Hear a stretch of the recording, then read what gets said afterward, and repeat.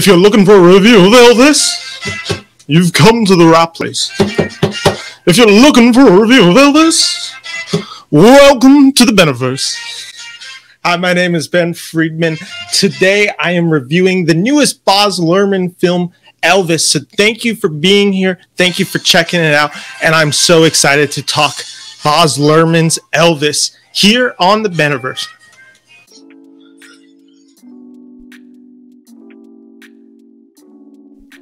Thank you very much. My name is Ben Friedman here from the Beniverse, and today I am talking the newest Baz Luhrmann musical epic, Elvis, which stars Austin Butler as the king of rock and roll himself and Tom Hanks as his manager, Tom Parker. Elvis is truly the definition of a biopic. You get his life from the beginning to the very end and most things in between. This film explores everything of Elvis's life, from the beginning of the 1950s to his early rock and roll, where he's known as Elvis the Pelvis. It then goes to 1960s, where he's Elvis the superstar, having to rebrand himself and become the Elvis everyone loves, to the 1970s, where he's playing residency in Vegas. This film explores all of that. And this film very notedly explores the relationship of his manager, Tom Parker, who is played by Tom Hanks. And this film is a lot. This is, of all films I review, this is a lot of film. Baz Luhrmann is not cheapening you.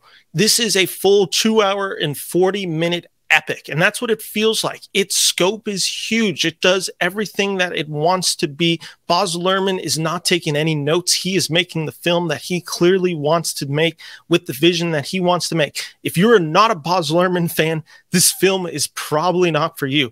This is his typical anachronistic style, where it jumps between 1950s music to then 2020s rap.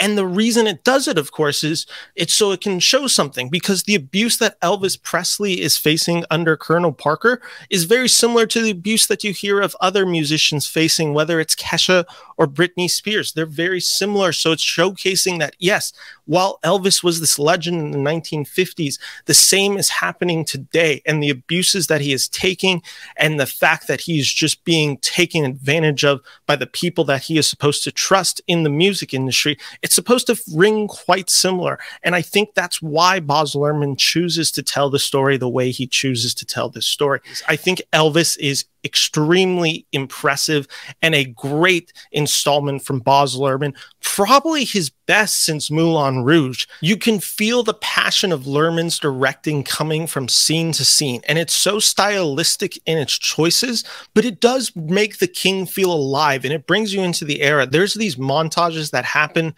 throughout the film, because this is a 40-year story. There has to be some speeding up, and it's just this really stylized, really fun, very poppy energy to it. There's some of my favorite scenes, and it's Baz Luhrmann's direction that makes those scenes, because they are just so unique. That's what I loved watching about this film. It is a unique director's vision complete. It doesn't feel sanitized. It doesn't feel like he's receiving any notes. It feels like he is making the film that he wants to make, and it is ambitious. It is a tough story to tell, and somehow Luhrmann is able to land the ship mostly right. I am not saying that every decision Luhrmann makes in this film I fully appreciate it. Some of the anachronistic music does take you out at scenes. Some of the flashy elements of the direction do become quite noticeable, and the editing is so quick cut at times that you are just kind of left like gasping for air. But you're also just thinking, wow, this is something exciting. This is something fresh. This is something so unique. And this is something so singularly its own that you're just kind of left jaw-dropped by it. That's how I found myself watching this movie. I was jaw-dropped watching Elvis. And I haven't talked about the reason Elvis works so well is specifically one man and one man alone, Austin Butler. If Austin Butler is bad in this role, this film completely falls apart. But when I'm sitting in the audience and I'm looking up there and I'm seeing Austin Butler as Elvis, I don't even think that he's Austin Butler. I think I'm watching the king. As the biggest Elvis fan, that's the biggest praise I can give this movie. I was transported by his performance. I thought the king, I thought Elvis Presley was alive before my very eyes again. I totally forgot that it was an actor in that role. You're just mesmerized from beginning to end. He just does it so well. It's so effortless, his performance. It's such a unique and hard thing when we as an audience know everything about Elvis. We know how he looks, we know how he sounds, we know how he moves, and we know his music. And this actor, Austin Butler, is able to do it in such a way that he does that all and encompasses it. And it's got to be the best portrayal of the king that will ever be seen on film. This has to be a consideration for best actor by the end of the year. There's no way there's going to be 5 better performances than Austin Butler by the end of this year. I am betting my chips right now he gets nominated for best actor before his portrayal of Elvis Presley. When I was in the theaters for the fan experience, they did this thing where they showed his audition tape, Austin Butler's audition tape, and he's singing the song That's All Right. And you're just transported, man. He sounded exactly like Elvis. I got goosebumps listening to him sing and play the guitar. I couldn't believe what I was watching. I couldn't believe that was real. And that was the whole movie for me. I was just moved from beginning to end. There were multiple scenes where I started tearing up. There's a lot of scenes where I laughed. That just gets to explore Elvis's relationship to the public and to the people who cared about him most. And it's such a human story. We get to see his flaws. We get to see just a beautiful portrait of a man who lived and was gone too soon, and the abuses that he took, and ultimately the addiction that destroyed his life. Now, Elvis is not a perfect movie. I've already mentioned that the runtime feels extremely long. You are exhausted by the end of this film. This film feels like it is never ending. There's times where it's like they mention something that happens in the news, like Sharon Tate's murders, which is 1969, August of 1969 specifically. And you're like, Elvis doesn't die till the late 70s. We still have another decade to go. Like, how long is this film going? By the end of the runtime, I'm like, I am feeling the length of this movie. But ultimately, that wasn't an issue with me when I left, because I'm just like, I wanted to spend more time with Elvis.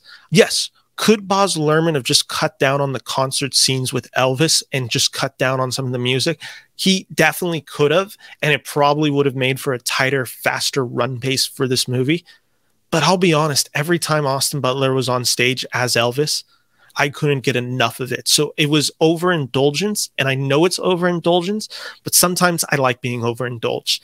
The one aspect of this movie, though, that I do have to criticize is Tom Hanks as Colonel Parker.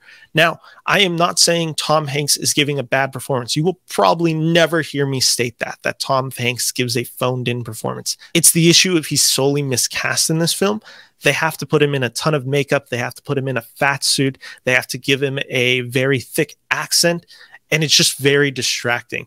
And while I liked what they ultimately did with Colonel Parker, how they explored it and how he is utilized within the film, ultimately I did just keep thinking, I am watching Tom Hanks in a fat suit with a funny accent. Besides that, though, Elvis is a huge recommendation for me. You are not going to get a more audacious film than Elvis this summer. It is truly something spectacular, and it deserves to be seen on the biggest screen. It's a beautiful film, from costume designs, from sound, to the cinematography, to the direction, to the acting, all of it. It all comes together in such a fulfilling way, and I just have to sing Elvis's praises. On a scale of 4 stars, I am giving Elvis 3.5 out of 4 stars. Do yourself a favor this week. Check out Elvis on the biggest screen and let me know what you think. Thank you for watching this video. My name is Ben Friedman here from the Beniverse. If you like this video, make sure to like and subscribe to this channel. Thank you for watching. Take care. Bye-bye.